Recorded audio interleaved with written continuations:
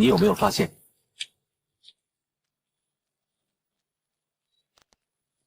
又怎么了？最近街上很多人走路都像拖着很重的东西。陈顾问，你这说法很像那些靠算命骗钱的江湖医生啊。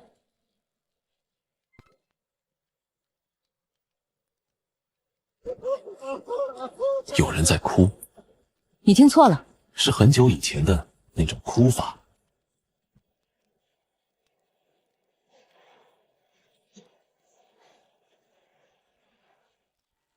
喂，老头，宵禁后禁止滞留。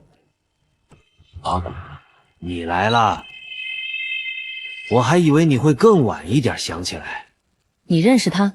认识。这城里谁不认识一个没有影子的人？这不可能。有些人呐，把影子弄丢了，时间久了，连自己都以为丢得理所当然。你是谁？捡垃圾的，修东西的，你也可以继续叫我阿鬼。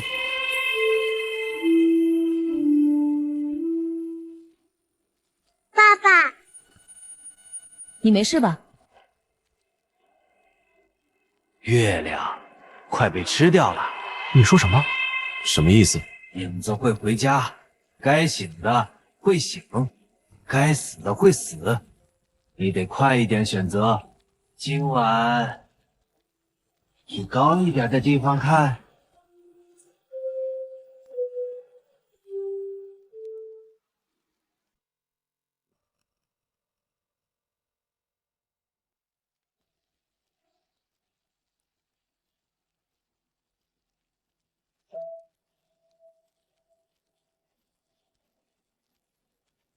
目标出现了，脑波报告怎么说？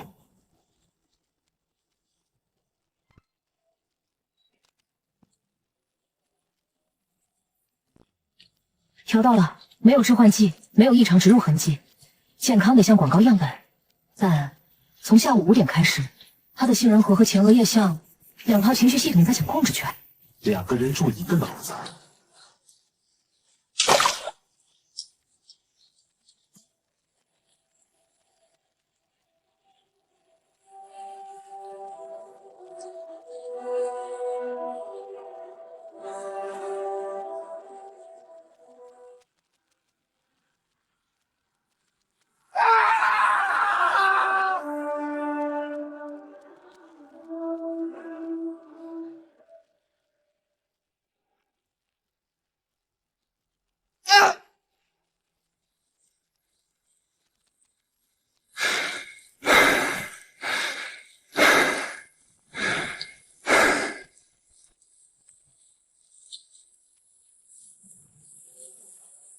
我闻到了。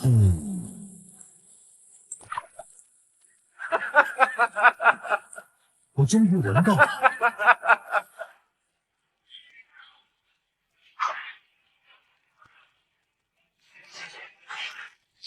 追！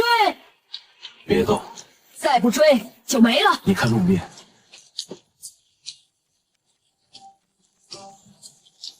他不是附身，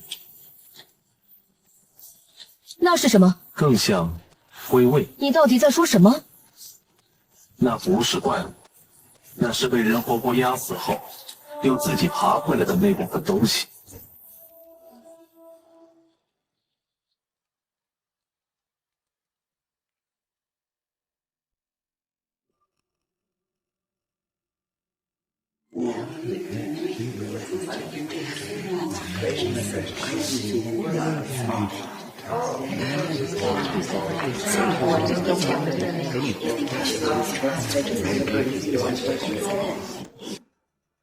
集体异症，肯定是某种新型非法情绪病毒。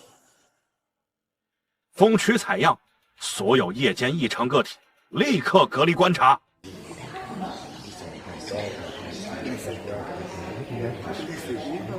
苏警官，你有不同意见？局长，如果他们是在被控制，为什么他们看起来比以前更像自己？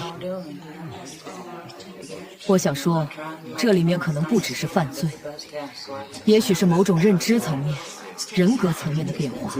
你们看这个教授，他之前的所有社交记录都显示，他年轻时本来想进剧团，但父母强迫他读学术，后来他一辈子都没再碰过舞台。如果这是一种病，为什么病发后，他看起来像第一次活成了自己？够了，你是在替异常现象辩护吗？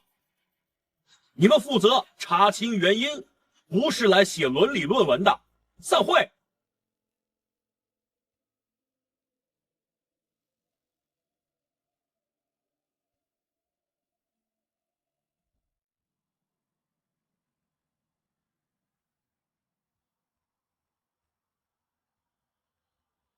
你发现什么了？这是阿鬼。80%是的。老陈，我昨晚回去以后，对着浴室镜子站了10分钟。然后呢？我想确认我的影子还在不在。我以前从来没想过这种问题，可现在我只要一闭眼，就会想起巷子里那盏灯打下来时，你脚边什么都没有的样子。以后少喝点咖啡吧。这算什么答案？我只记得2年前第一次见你，在局里借调资料室门口，你当时跟人争案子，声音大的整层楼都听得见。你居然记得这个？我还记得你说，你最烦别人拿规矩压你。至少对我来说，重要。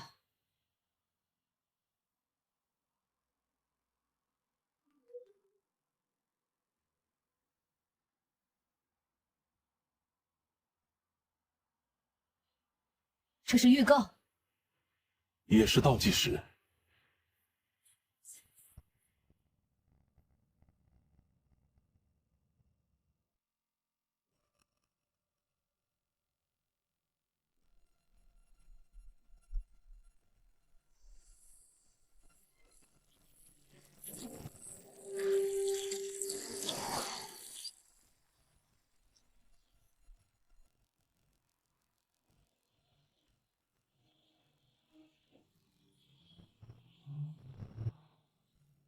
你不累吗？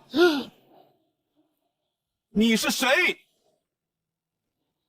我是你没做过的事，是你说不出口的话，是你每一次忍下去之后留在心里的那一点黑。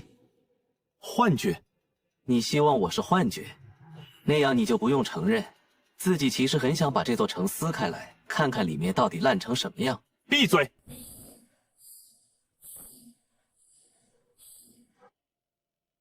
有些人连影子都没有，还装什么体面？你到底要干什么？我想带你去看看世界的背面。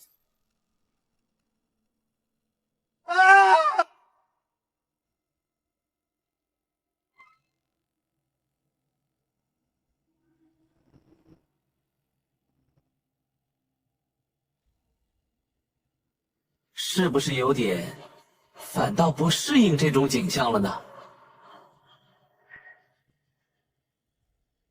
这是镜子里的世界，为什么会有一种似曾相识的感觉？欢迎来到真实的世界，好好看看这世界的样子吧。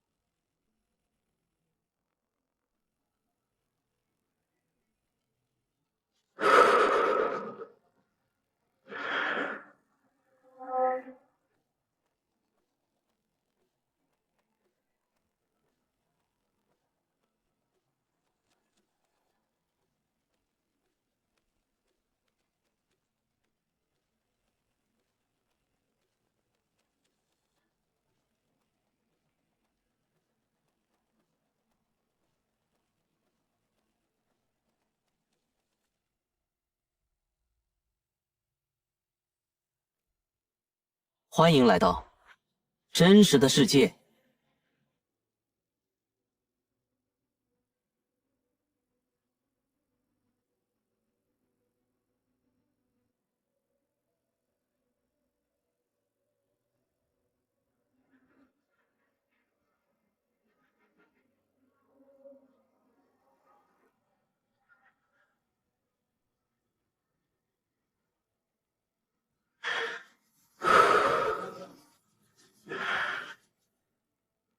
他们去哪？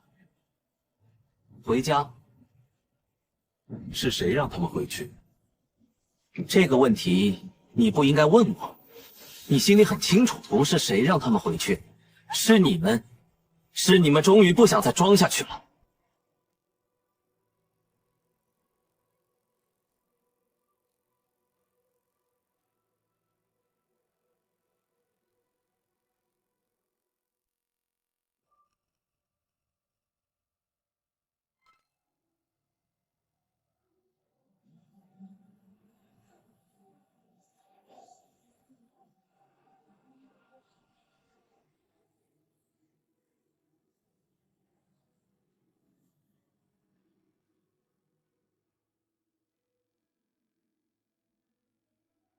好难，好压抑。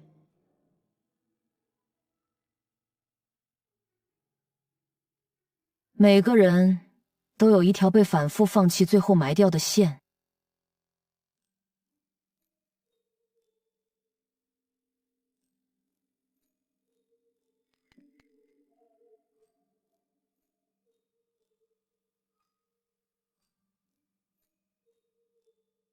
什么？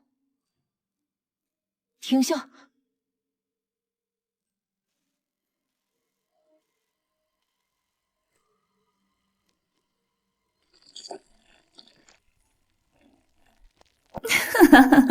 别紧张。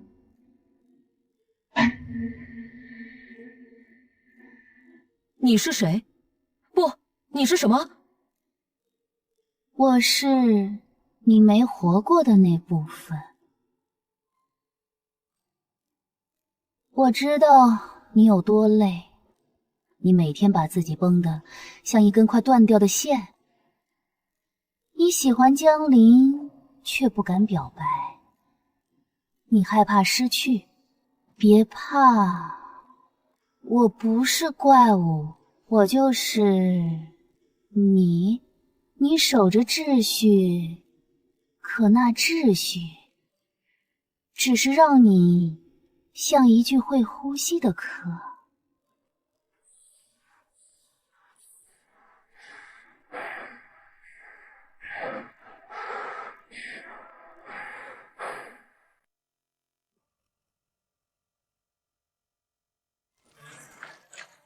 苏青，低头。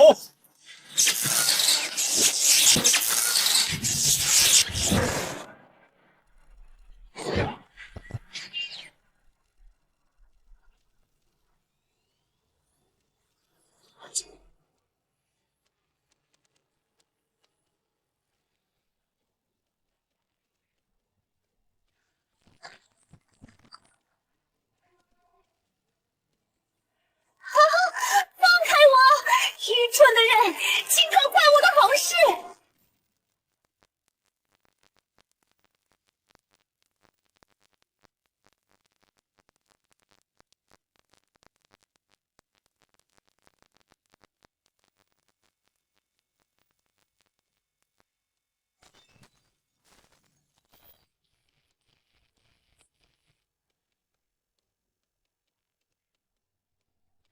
老陈，你刚刚去哪儿了？我给你发了7条短信。我去了一个用语言很难描述的地方。说来话长，长话短说。我去了镜子里。嗯？你怎么回事？原来你也快撑不住了。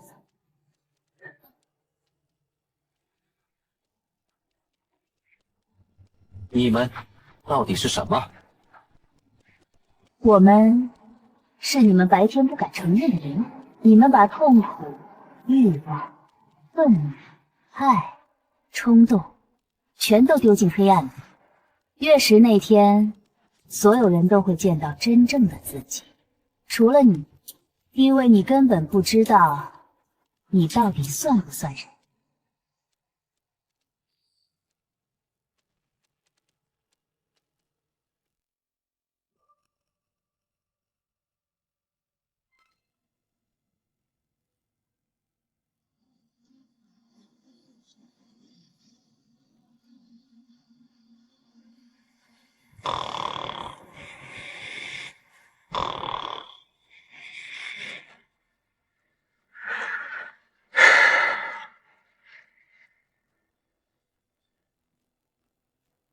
这样真的好吗？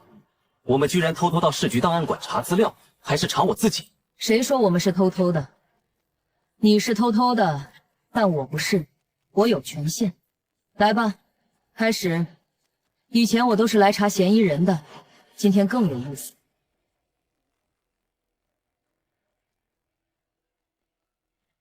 陈启年，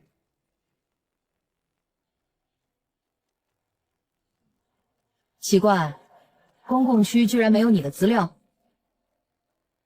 有了，这些记录居然是同一天写进去的。7分钟，7分钟内，你整套人生档案一次性写入，而且是用天穹级主密钥直接覆盖进底层数据库。全城只有3个地方能动这个密钥：市政主脑、中央治安署，还有新九龙认知科学研究院。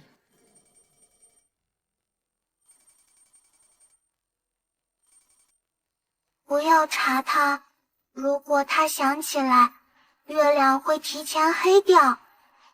他不是被偷走影子的人，他是被留下来的影子。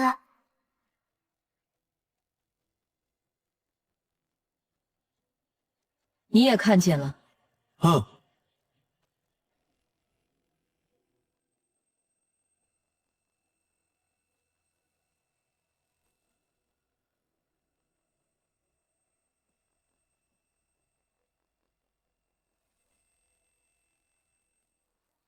爸爸，你什么时候带我回家？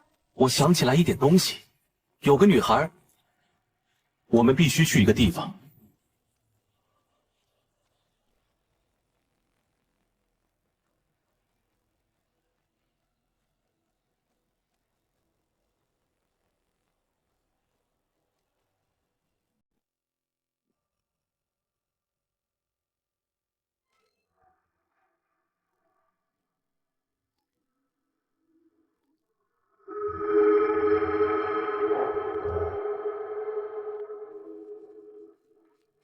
这是你的房间？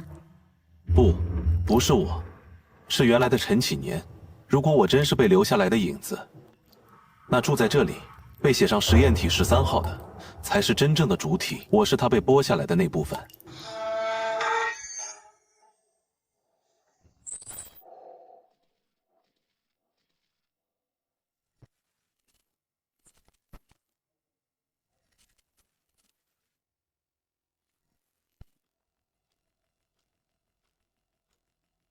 主体第13轮稳定性测试开始。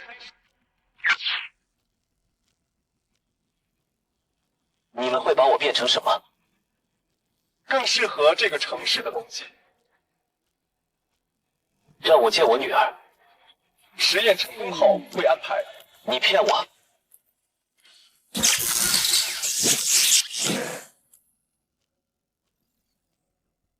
他们究竟造出了什么东西？女儿，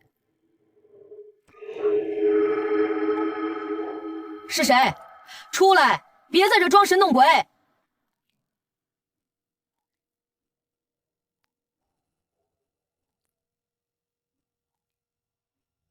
你到底是谁？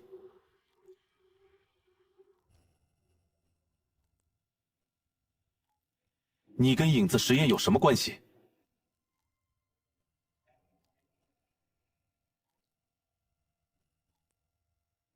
是谁？档案里没这个名字。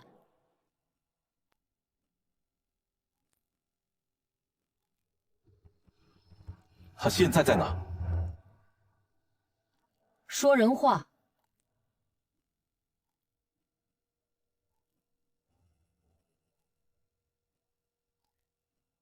见鬼！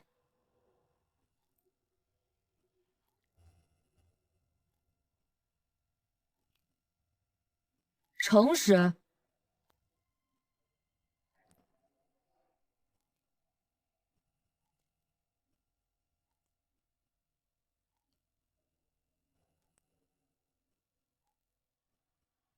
疯子。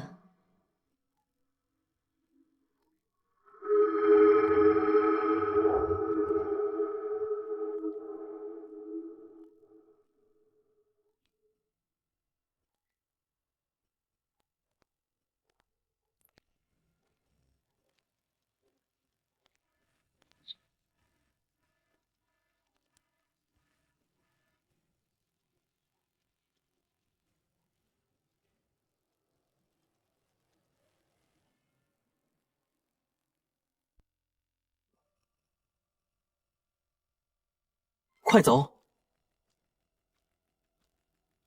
他来了。欢迎回家。还没全想起来吗？你以为会把我变成什么？让我见过月亮。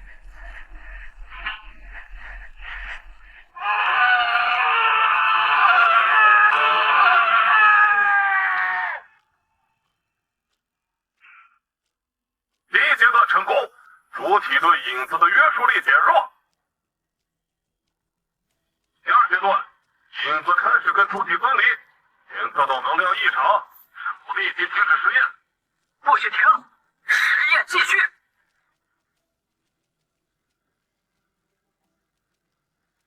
第二阶段完成，影子与主体成功分离。18号同意做认知抽血，他在模仿外界。接个方圆，快！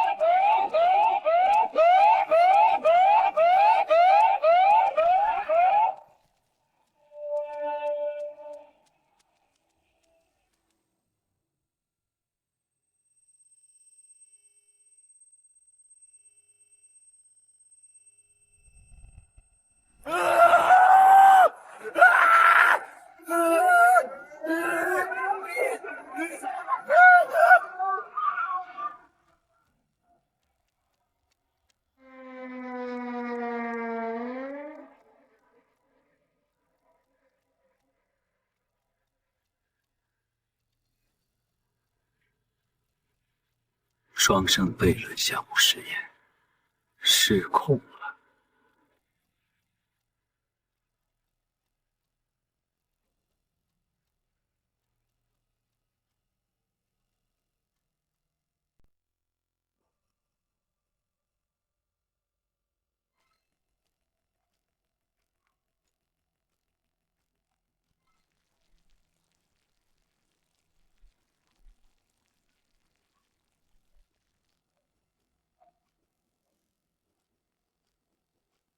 退后！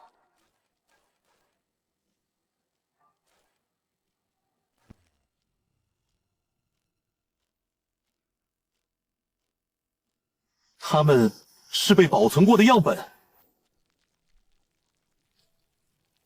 他们在堵我们，别盯太久。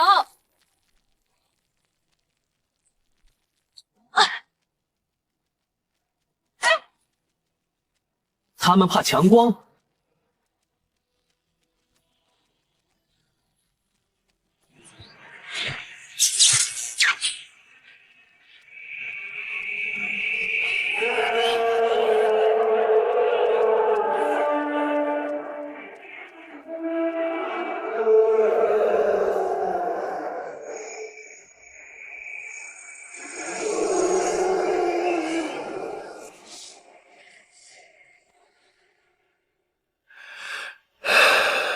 还好，还好，他们害怕强光。是谁？谁在那？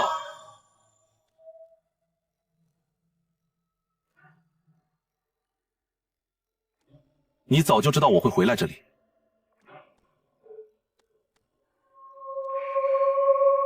当然，答案从来都会吸引残缺的人。陈小满在哪？你该去问他自己。爸爸，爸爸，带我回家。等等我！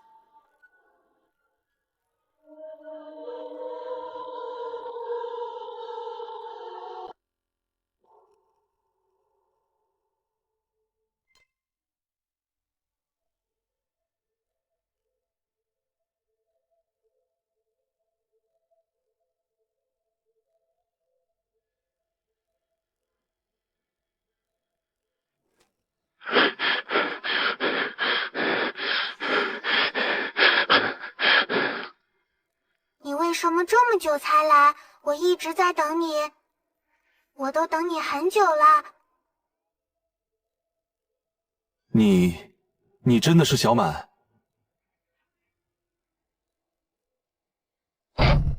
你跑什么？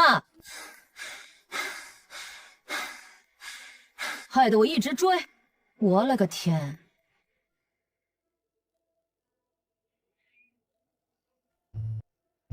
你也能看见？哦，能。苏阿姨，你别怕，我不是坏孩子。你认识？我认识，我在爸爸身边看了你很久。你到底是什么？我是一点点没走掉的小马。一点点？因为他们把我切开了呀，一部分留在这里，一部分掉进很黑很黑的地方，还有一部分跑到爸爸找不到的地方去了。到底是谁做的？小马不认识很多人，但那个戴眼镜的叔叔最讨厌，因为你快记起来了。如果你再不快一点，他就要把爸爸也带走了。把我带去哪儿？带回到月亮下面。爸爸，你要快一点。你听见了？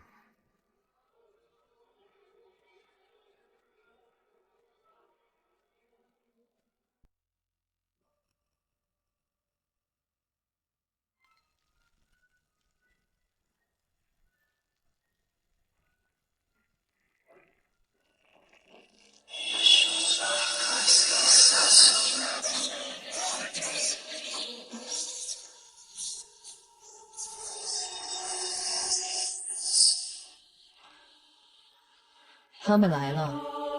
不是他们，是追猎者，专门抓逃掉的影子。既然来了，尝尝子弹吧。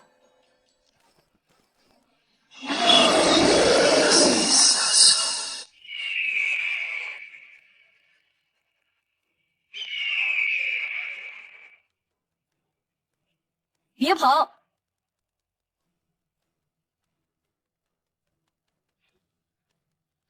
跑到哪里去了？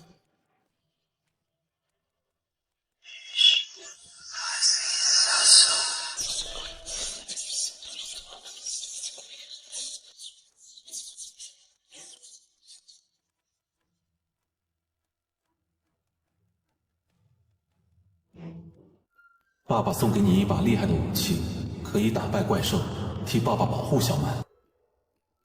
太好了！打怪兽。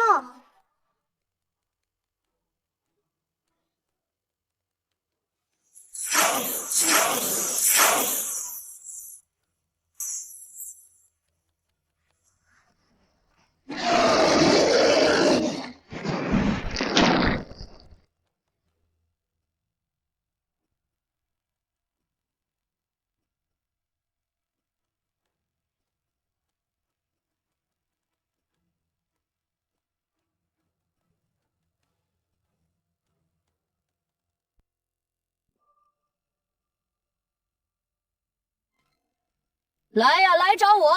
光盯着影子算什么本事？老陈，小心，他在找你！终于来了吗？要把我带到哪儿？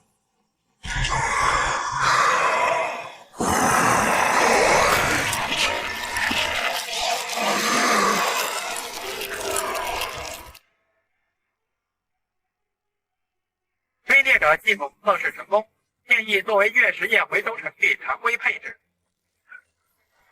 掌门，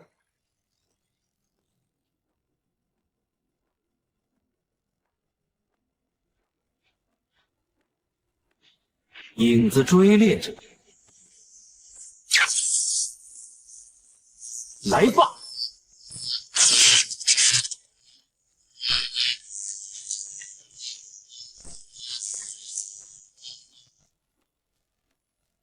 还有你，再见了，一起消散吧！爸爸，爸爸回来！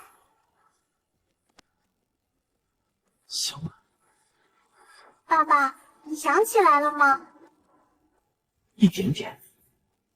还不够，你需要想起来全部，才能到最下面去。最下面在哪儿？月亮的影子里。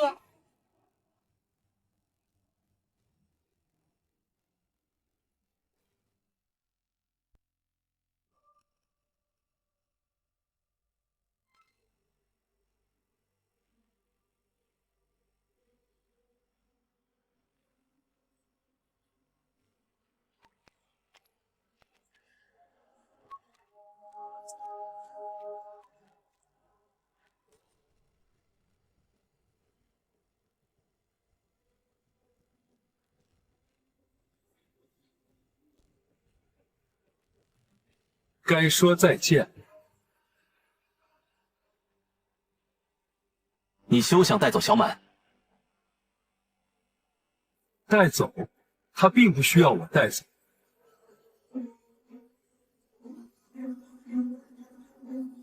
你一定要记住，你不是假的，就算你是影子，你也不是假的。去找妈妈。小满，我的小满。你可以再选一次，留下回到你该在的位置，或者继续逃，等着看整座城被他自己吞掉。你一定会为你的所作所为付出代价。看来你已经做出了选择。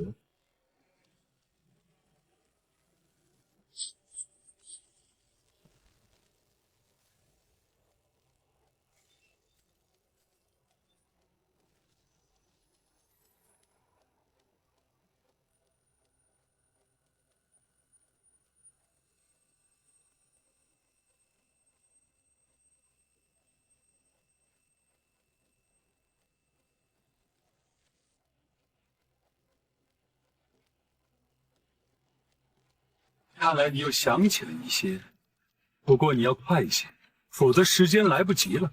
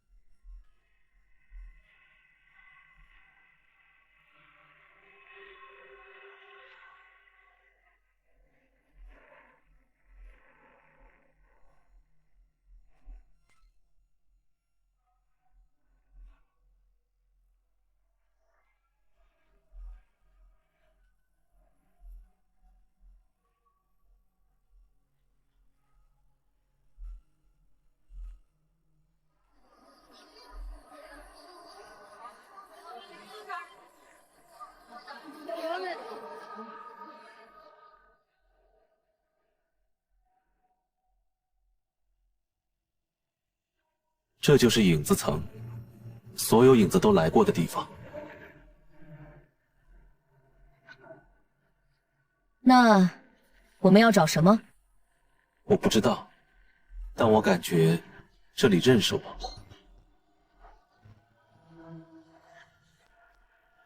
是你。原来你真的下来了。你认得我们？认得一半吧，上面那个我不一定认得你们，这里的这个我认得。这里这个你是什么意思？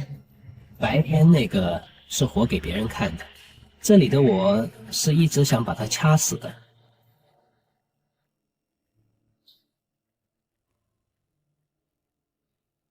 别紧张，他们不会随便伤人，能下来这里的不是快疯了，就是已经被切开过。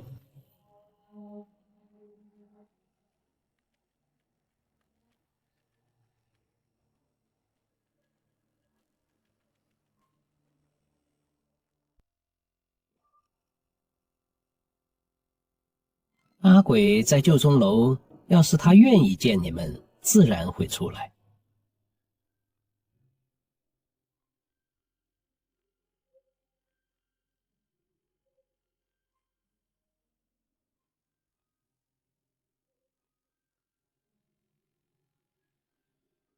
你要活下去，顽强的活下去。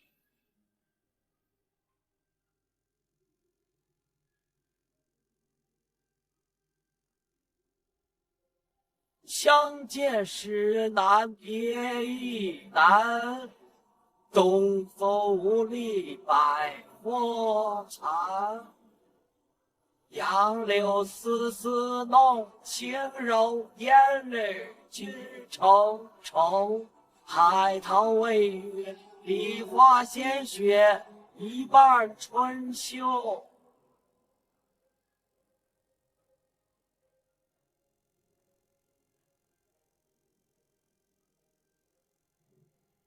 这里没有怪物猎奇式的恐怖，最可怕的是，这些碎片都太像人了，像每一个白天正常行走的人，夜里偷偷藏起来的一部分。江夜白也许说对了一半。这才是他最恶心的地方。什么？打着让所有人诚实的旗号，干的还是剥夺选择的事。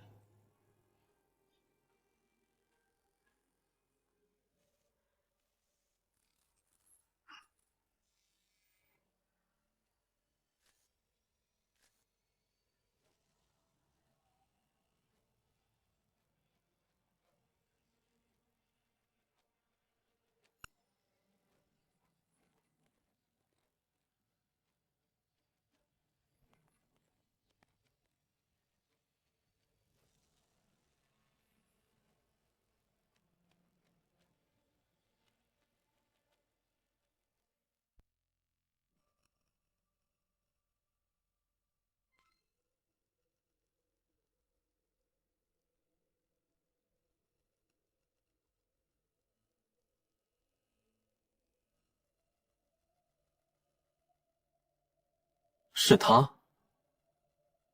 你认识他？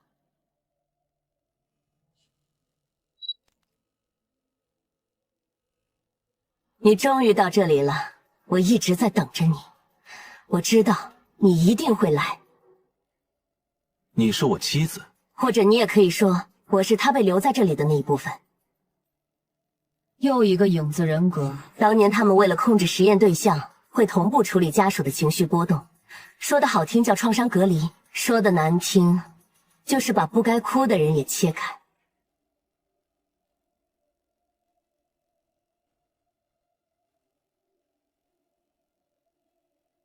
我还有很多话要问你。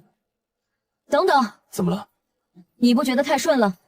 像有人在一层层把答案送到你面前。我知道。那你还去？哪怕是陷阱，我也得踩。他刚才看我的眼神，不像假的。跟我进来吧，有些事在外面讲容易被听见。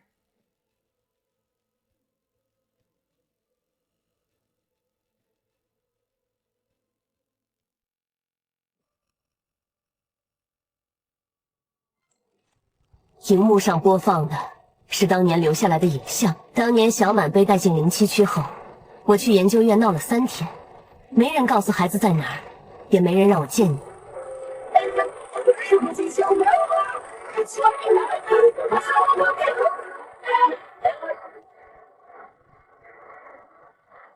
后来他们说，只要我配合一次治疗，就让我见你。不要相信他们，这个时候不应该相信任何人。一个快疯掉的母亲，什么都会信。是不是我配合做一次治疗，你们就会把小满还给我，对吗？我签字同意后，你们就会带我见小满，就会把小满还给我，对吧？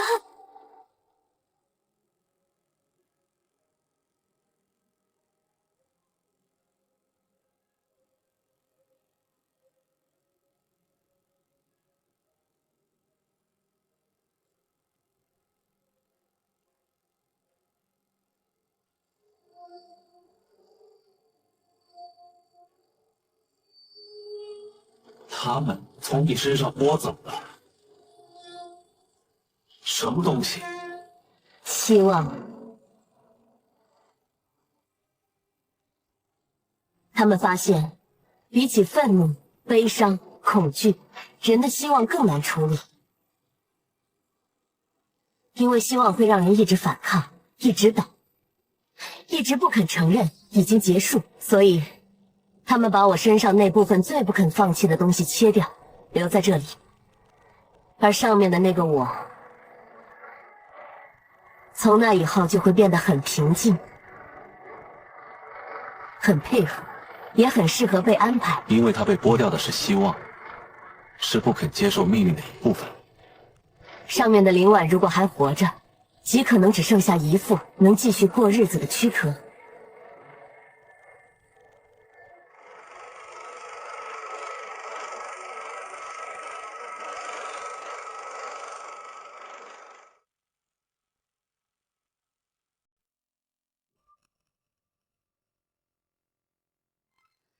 那就是月景影子层真正的中心。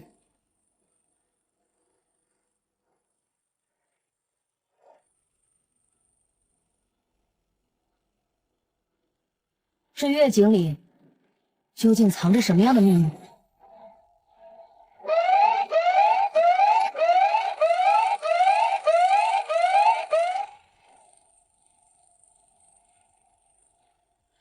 那月景核心最后为什么会失控？双生悖论不是简单的记忆切割，是借投影共振技术，把人的影子人格统一沉进人工构造的认知深井里，再用月相系统维持边界稳定。影子层不是天然存在的，原本没有这么大，是他们把整个城市这些年累积的暗幕一点点倒了下来。轻度情绪封存、创伤代偿、人格修复、失眠计划，这些项目表面上互不相关，其实都在往同一个井里倒东西。对，整座城市这些年被处理掉的痛苦、愤怒、创伤、欲望全被堆进来了，所以这里才会长成这样。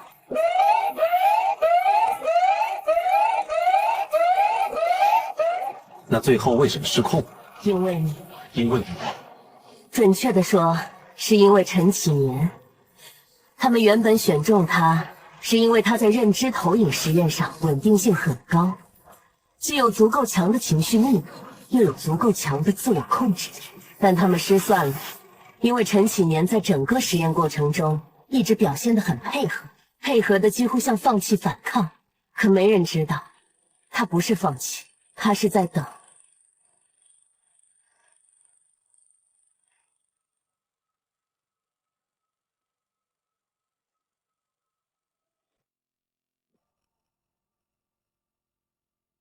陈启年在被切开的过程中，逐渐意识到自己不是唯一的样本，小满也被卷了进来，而研究院根本不打算停止，所以他装作顺从。直到月景进入同步峰值时，他主动放开了主体与影子之间的最后一道边界。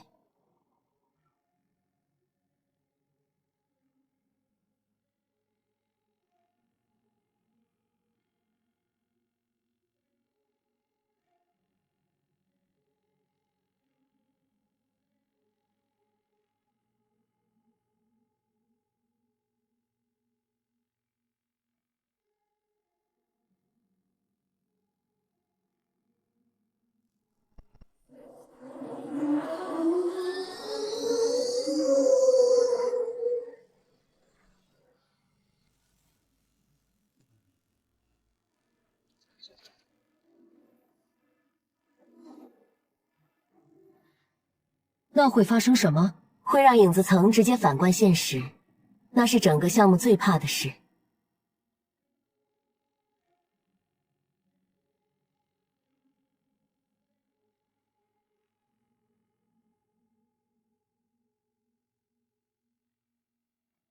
后来呢？陈启年成功了吗？成功了一半，月景确实被冲垮了第一层稳定边界，灵栖区也在那一刻失控，大量影子体逃逸，研究员死了很多，实验项目被紧急封存。可主控核心没有彻底毁掉，而且江夜白活了下来。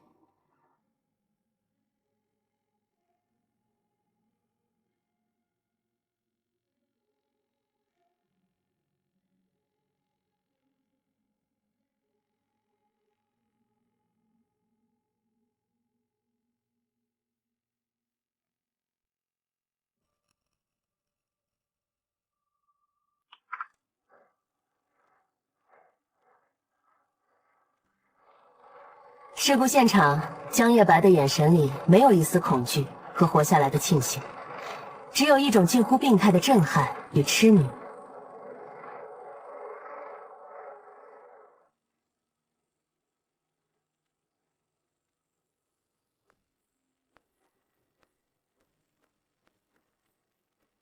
别人看见灾难，他看见奇迹。疯子，疯子不可怕，可更糟的是，他不是那种一时疯狂的人，他是那种愿意花20年，把疯狂重新包装成未来的人。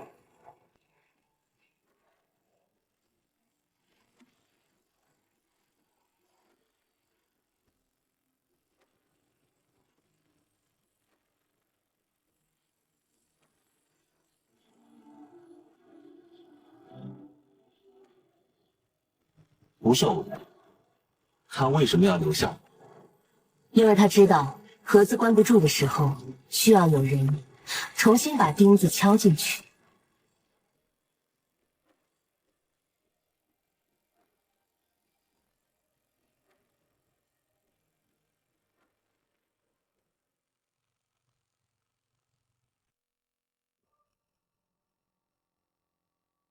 在当时那种情况下，他知道自己大概率活不下来了。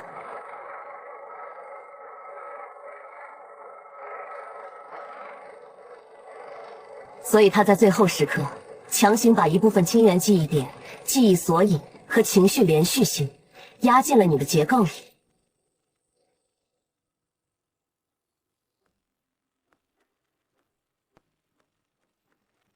他把自己最像人的东西留给了你。我活到今天，不只是因为意外存活，而是因为有人在死前把某种必须继续下去的东西塞进了我身体里。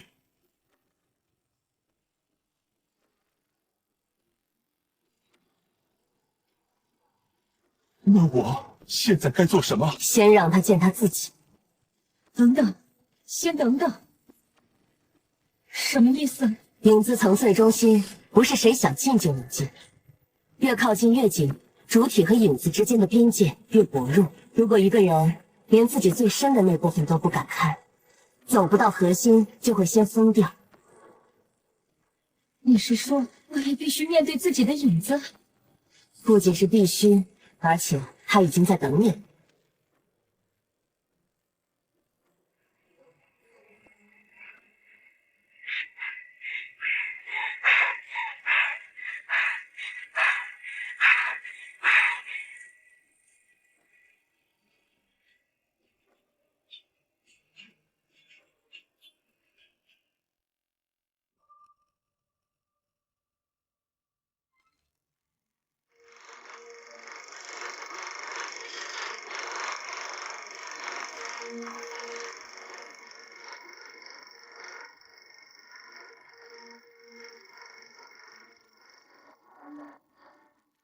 终于轮到我了。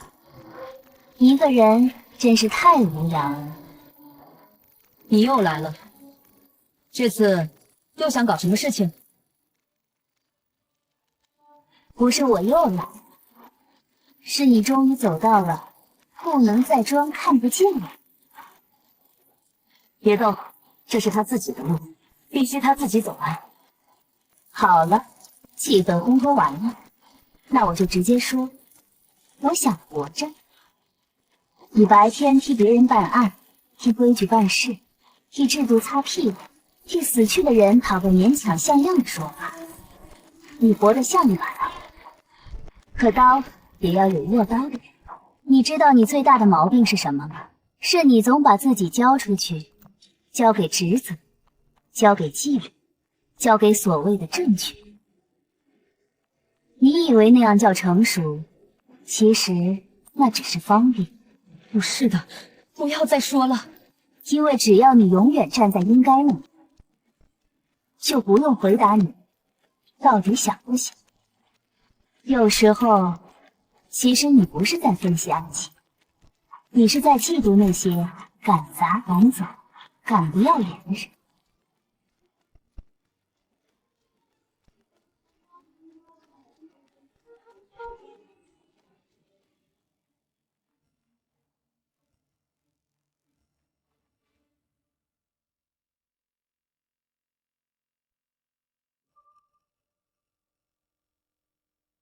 你不是在分析案情，你是在嫉妒，嫉妒那些敢砸、敢走、敢不要脸的人。你想砸，想骂，想辞职，想把所有命令都撕了，想在喜欢的人面前不再装得刀枪不入，想说我就是累了，我就是不想再当那个永远对的苏青，可你不敢。够了，闭嘴！为什么闭嘴？因为我说中了。你到底要什么？我要你承认，我不是污染，我就是你。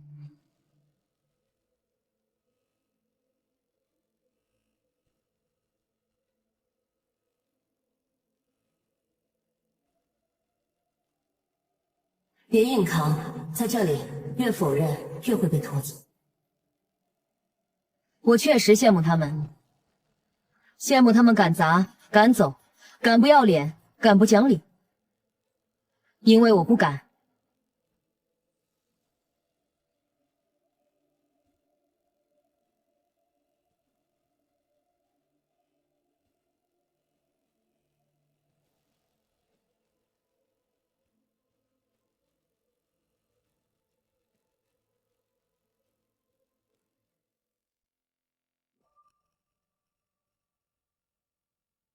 我确实羡慕他们，羡慕他们敢砸、敢走、敢不要脸、敢不讲理、敢不继续扮演那个所有人都需要的样子。我也确实累，累到有时候看着镜子都觉得里面那个人不像我。可我不敢松，是因为我知道，一旦我松了，很多东西就会塌。不是所有人都有资格任性，不是所有人都能把自己活碎了。再说一句，这才叫真实。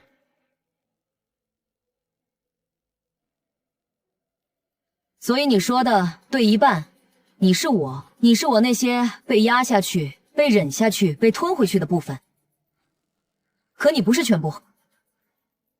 我承认你在，可我不把身体让给你，不是因为你脏，也不是因为你错，而是因为选择怎么活的人，应该是完整的我，不是被某一种情绪单独拎出来的你。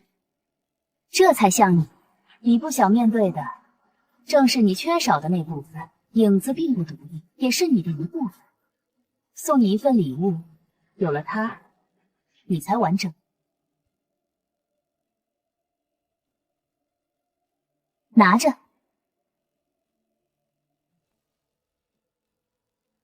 以后你再想装听不见我，至少也会被烫一下。你就是我，我就是你。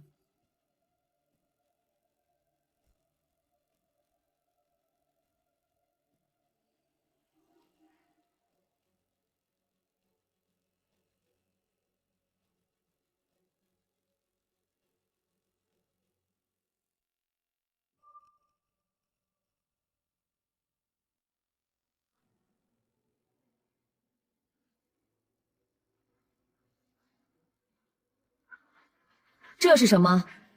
我感觉有东西现在在身体里一点一点慢慢的生长，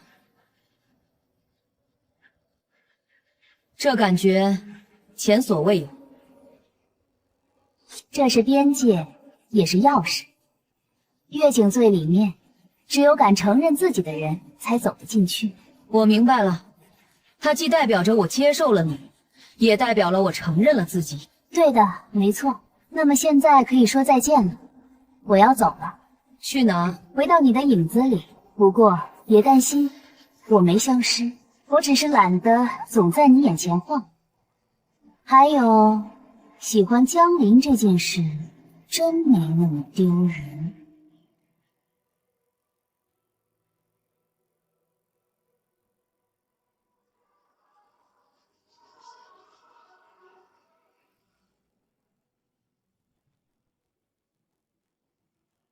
还好，死不了。有收获。有，至少现在我知道，我以后要是再被他烦到，得怪我自己。你们得快一点。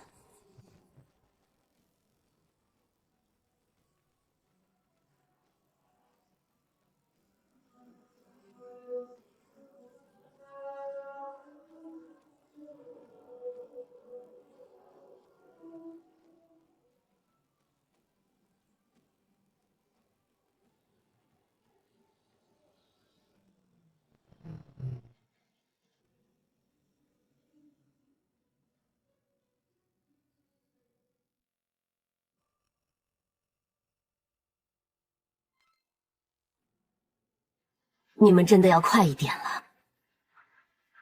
为什么？看外面，月景开始失稳了。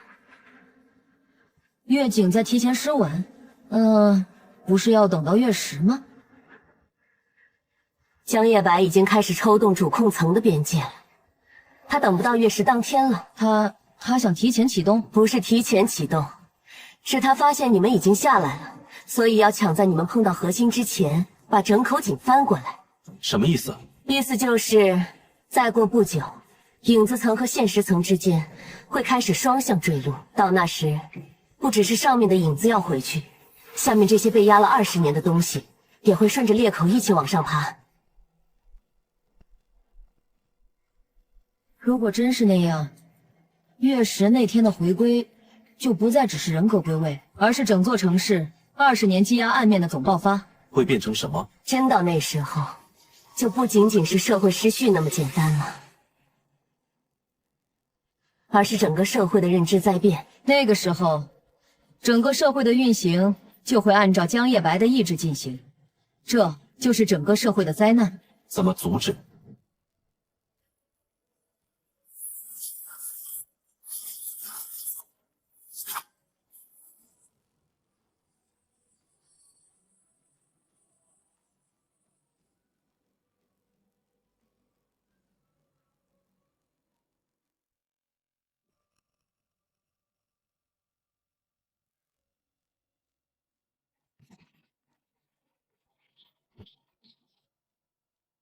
现在，你们必须要去钟楼。不是去过了吗？那只是表层的钟楼，真正的钟在井底。你一直在引我们去井底。对，没错，因为你们不去，就没人能去了。井底有什么？有月景主核，也有真正的陈启年。什么叫真正的陈启年？他还活着？活着和不活着，在这里不太好区分。20年前失控以后，大部分人都以为他死了，但我知道，他没有完全消失。他在冲垮月景第一层时，把自己的一部分并进了主核里。为什么？为了不让江夜白重新掌控他。那江夜白现在为什么还能动月景？因为钉子快松了，20年已经太久了。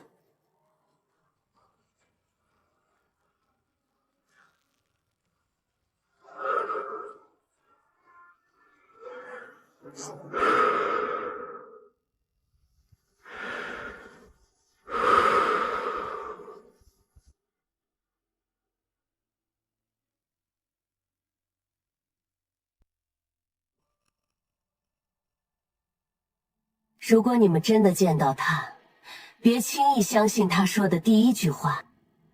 为什么？因为在井底待得太久，连人自己都会分不清，自己是在守着执念，还是已经变成了执念本身。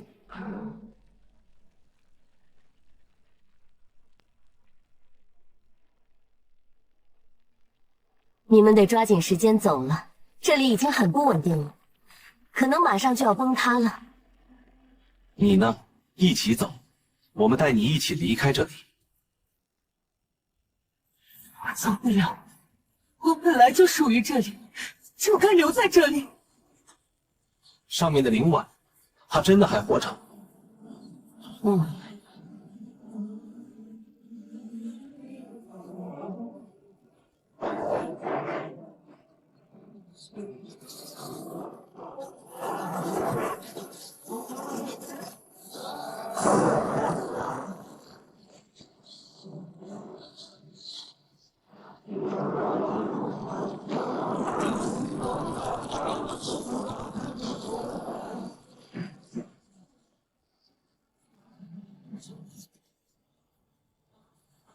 快走！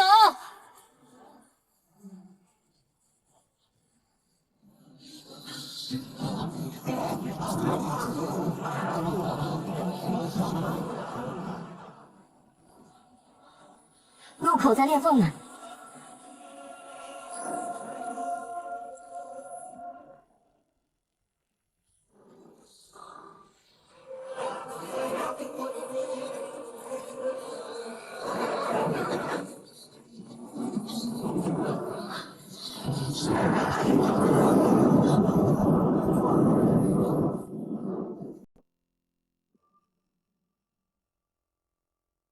那就是井底医院。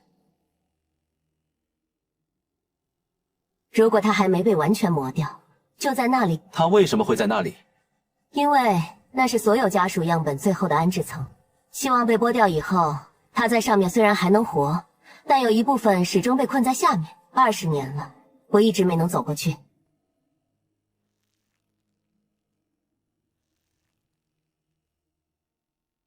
快走，主河在收潮。什么收潮？影子层要退水了，现在不走，下一次你们会直接被卷到井心去。走，快走！别找我了，阿鬼不是疯子。快走，去找阿鬼，你们可以相信阿鬼，他是那一晚唯一替小满收尸的人。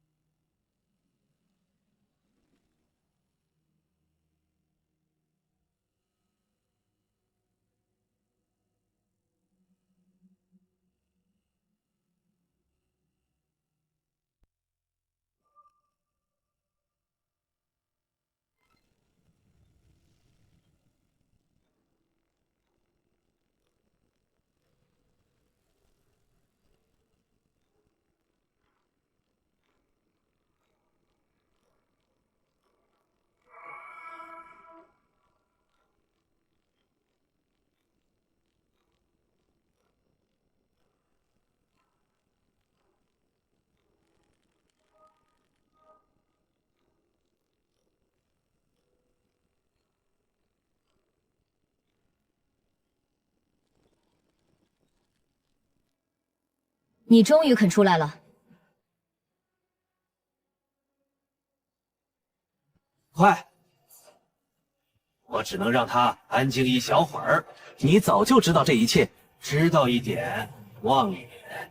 活得太久，听呼声太多，脑子里好的坏的都拧成麻绳了。林婉说是你给小满收的尸。那他到现在不是问这个的时候。月景开始回潮，钟楼一倒，路就没了。你要是还想见到井底那个东西，就别把时间耗在枯死人上。潮退的时候，井口会开。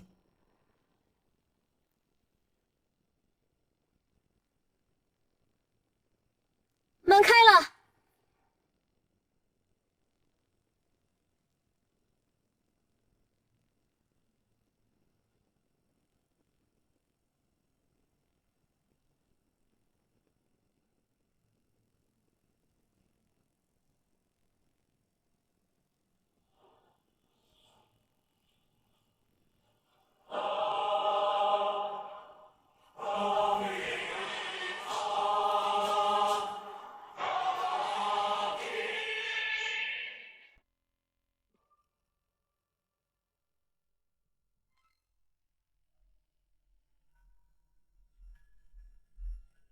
潮退的时候，井口会开。你们进去以后一直往下，别回头，别看路两边叫你们的东西，哪怕听见最想见的人在哭，也别回头。为什么？因为井里有些东西不是来拦你们，是来借你们的眼睛爬出来的。还有，要是见到陈启年主体，先别信他。连你也这么说？在井底熬20年，谁还敢说自己没变味儿？你别忘了，他当年既敢炸月井，也敢把自己钉进去。这样的人，要么是圣人，要么就是另一个快烂透的疯子。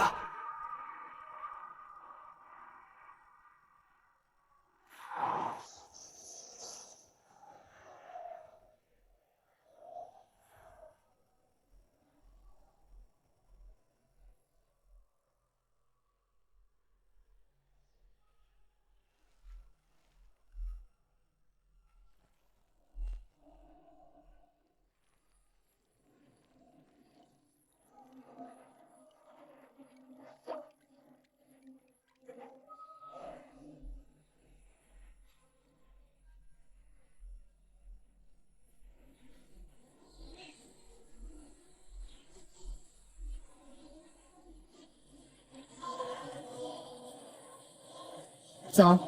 走。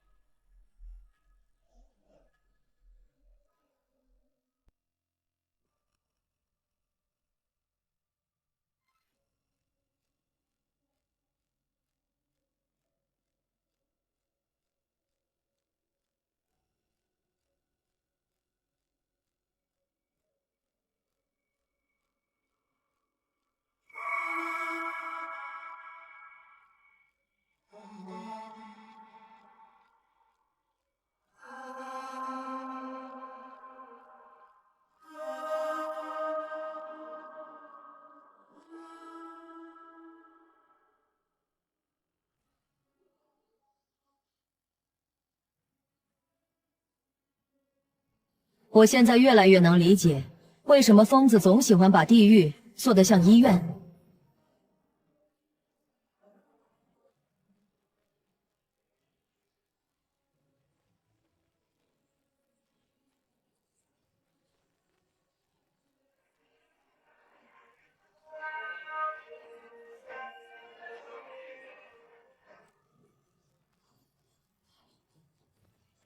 刚刚楼上窗口里有什么东西，一闪而过，没太看清楚。看到了，那我们现在应该先去哪？家属样本层。你确定？如果江夜白已经开始抽动月景，主控区才是他真正想要的地方。我知道，但小满和林婉的线索都在这里，我不能绕过去。不管楼上有什么人或者什么东西，都得去。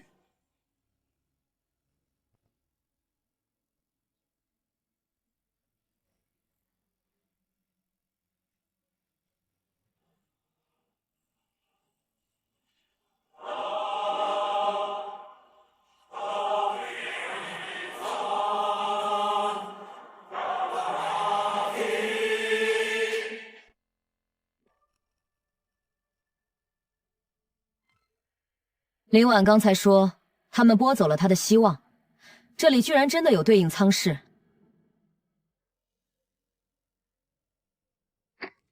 不是比喻，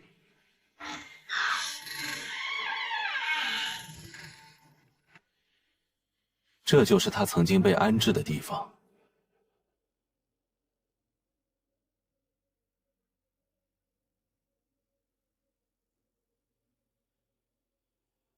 这味道太生活，太温柔，和这座井下医院格格不入。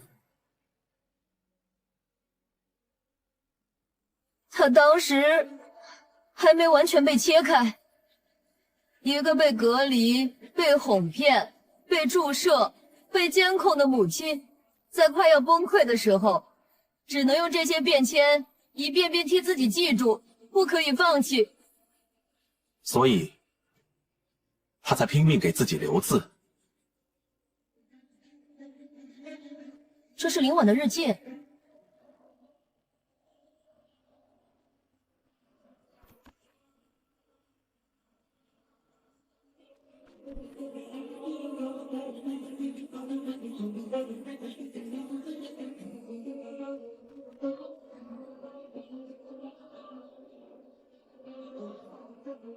他知道自己会被改，他提前给自己留了线索。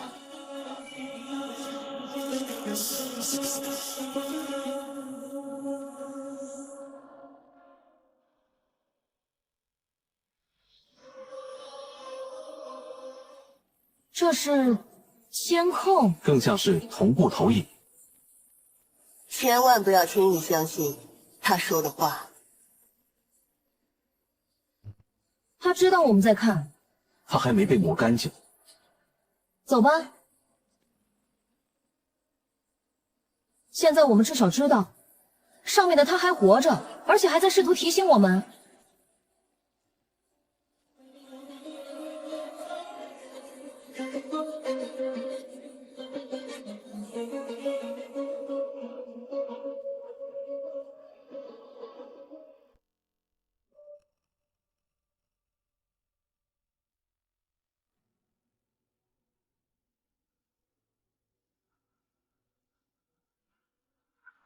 太好了，这是医院的总平面图，虽然被烧毁了一些，但是中心区域信息还在。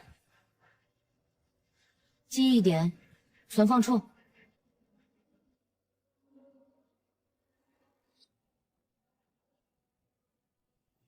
颈线、天穹级权限、清源记忆点、记忆索引、人格连续性，这些东西当年既然能被抽出来分给影子体，那就说明它们不只是概念，而是被技术化处理过的东西。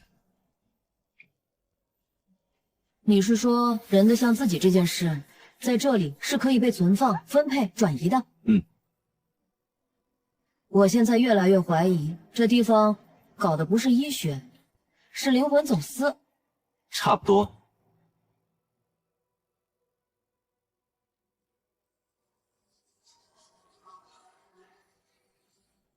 那 F 区呢？在图上没标具体入口。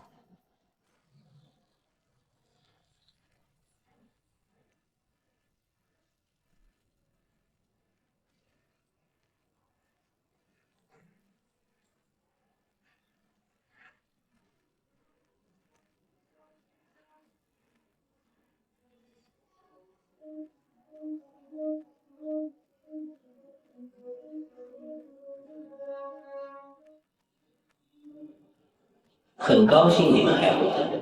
可恶，是江夜白，他知道我们在这儿。我们在他的监视下，他一直在监控着我们。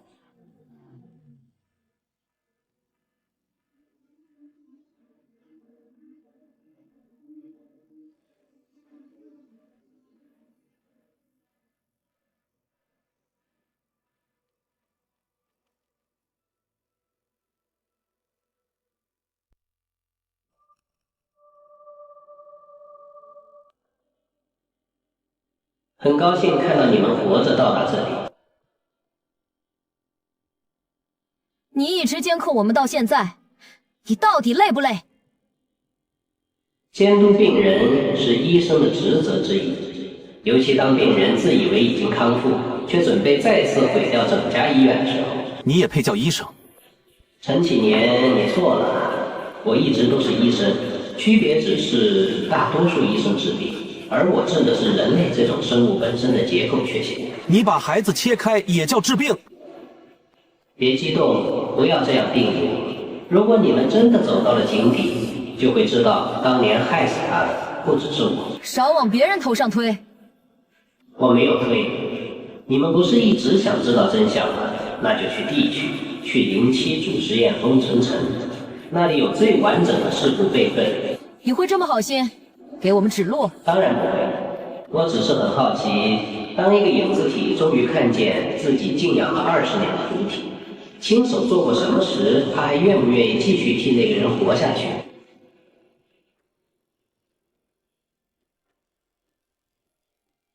去吧，去看一看你们一直想要找的真相。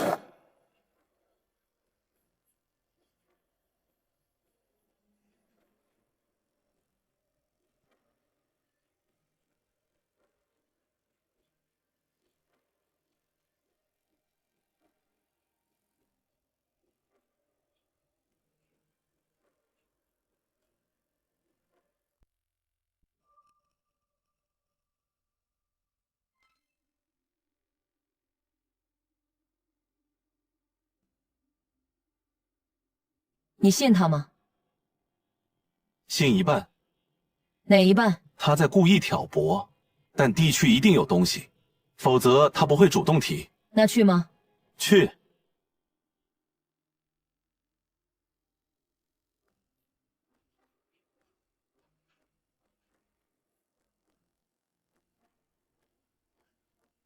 味道越来越重了。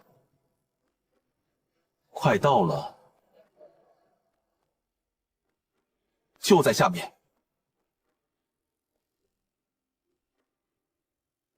宫殿还在。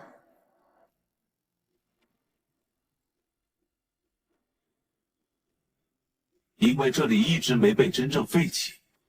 什么意思啊？意思是，看起来这些年一直有人在维护最深层的事故记录。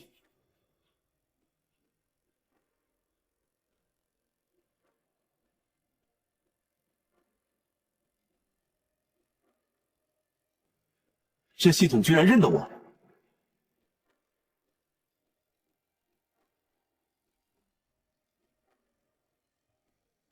你这权限是不是高得过分了点？不是因为运气，也不是因为伪造的完美，这整套系统从技术层面上仍然承认我和真正的陈启年之间存在同源认证。某种意义上，我确实是陈启年的一部分。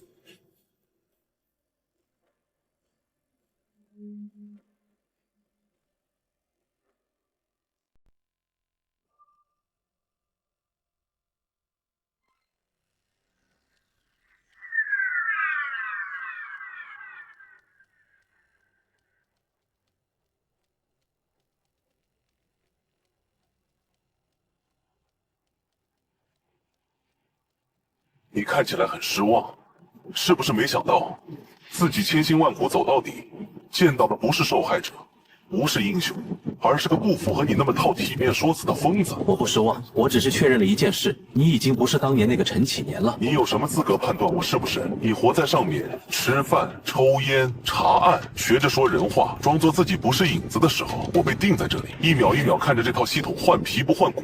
看着那些项目继续把人切成两半，再用更漂亮的名字包装给整座城吞下去。不要顺着他的情绪走，他在牵动整个主核的波动。所以你就要把整座城一起翻进来。对，因为只有全翻过来，这套东西才会真正死。死掉的不会只有系统。那就让所有假活着的人一起看看真正活着有多疼。他们不该承受这些，那小满就应该。我没法替小满回答，也没法替林婉回答，更没法替你这20年回答。但我知道，如果他还在，他不会想看见你变成现在这样。你知道？你凭什么知道？就凭你继承了几段记忆点、几块感情碎片、几种我来不及带走的软弱。就凭我活过，我不是你留在系统里的一串备份，我也不是谁的附庸。我在上面活了20年，见过人怎么烂，也见过人怎么硬撑着不烂到底。我查过命案，见过最脏的地方，也见过最没道理的人会为了一个不相干的死人跑断腿。我知道这座城有多坏，可我也知道它不是只剩坏。笑话，你不过是在替那些麻木的人找借口。不是借口，是选择。选择不把所有人都替换成你心里的答案。月事开始了。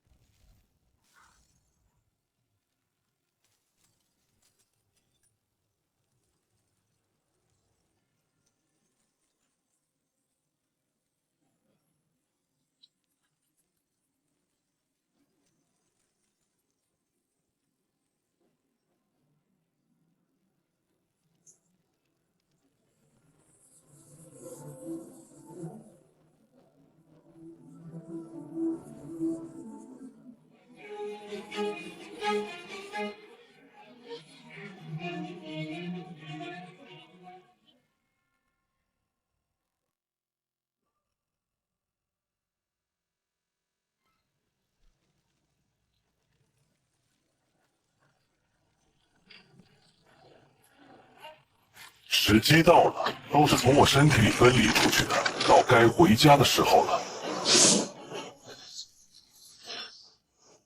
身体不受控制了，他要吞掉我。回来吧，你本来就是从我身上掉下来的。回来之后，我们一起把月亮翻过来。那你试试，看是你先收回它，还是我先把你的脸打烂？你还真把他当人看。至少比你更像一个靠记忆点缝起来的影子，拿着我来不及死透的人生，在上面装模作样活了20年。现在你告诉我，他更像人？是小满告诉他，他不是假的；是林婉告诉他，你把最像人的东西留给了他；是你自己留的记忆点承认了他。你不接受，不代表他不存在。我以前一直想知道我到底是不是你，现在我知道我不是你，但我也不是假的。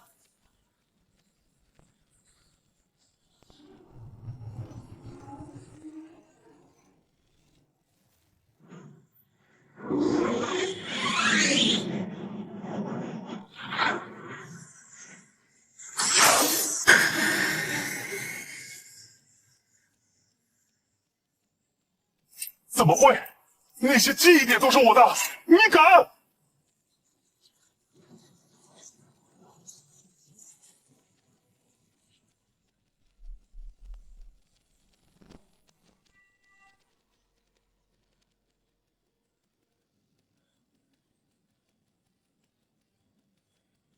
既然如此，那就由我来帮你们结束这场家庭争执好了。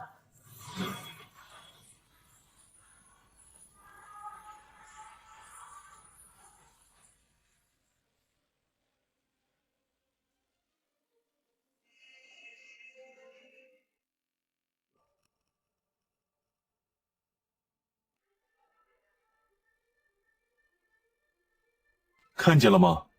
他本来就该翻，但不是这样翻。有什么区别？区别在于不能由你或者江夜白来。你还是那句话，因为这句话是对的。你比我更像警察，可我不是警察，我是你留下来的那部分还想相信点什么的东西。阿鬼，帮忙把声音送下去。就现在。陈启年，你给我听好。我不知道你这20年怎么熬过来的，但你要是现在翻解，不是替小满报仇，是替江夜白补完他的实验。你最开始是想毁掉这套东西，对吧？那现在就别变成他最后需要的那块拼图。我是真的想翻，我想让他们都看看月亮下面到底埋了什么，想让那些在上面装睡的人都一起掉下来。可是我不能，我不能成为自己曾经最憎恨的那种人。来不及了，动手，双钉！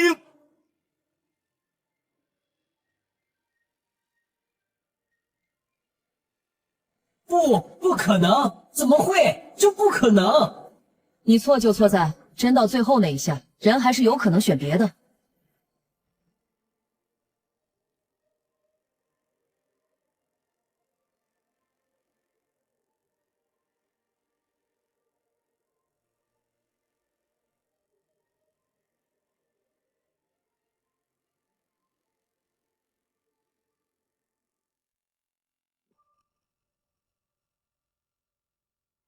伙计，你看起来不太行啊，收着点吧。谁说我不行？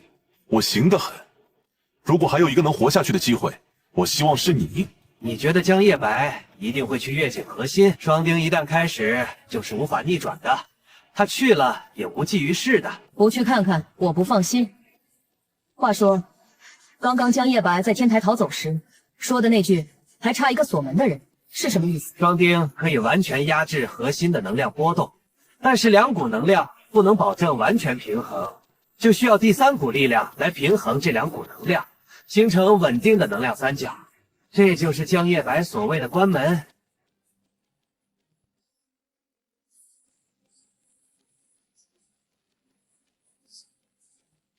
江夜白，你果然在这里。你来了也无济于事，一切都结束了。既然你们一个个都要选克制边界，不要替别人决定，那我就看看，当这座城下一次再开始烂的时候，你们拿什么撑住它？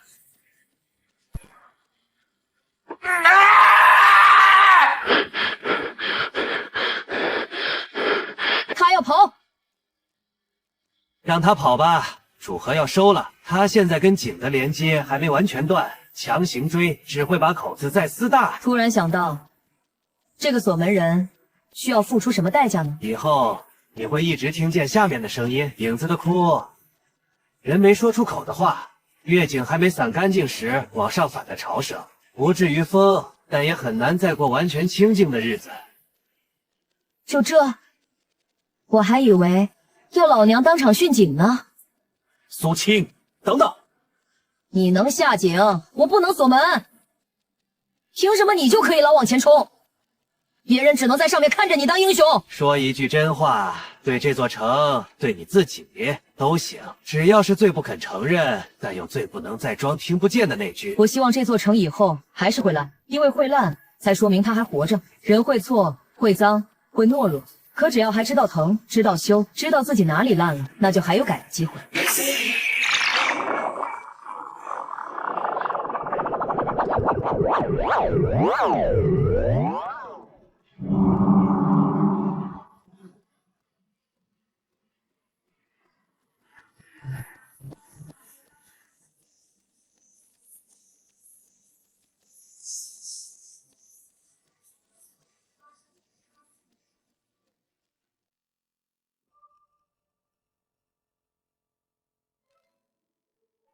我该叫你什么？还是叫老陈吧。阿鬼给的。他说东西总该要回家。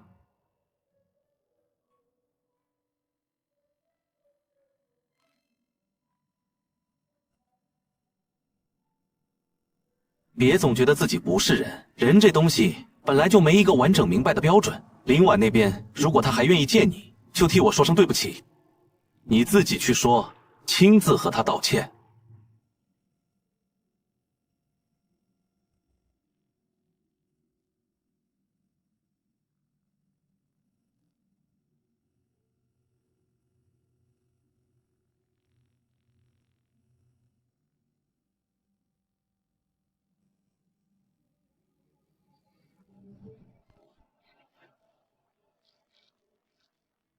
怎么又是这个？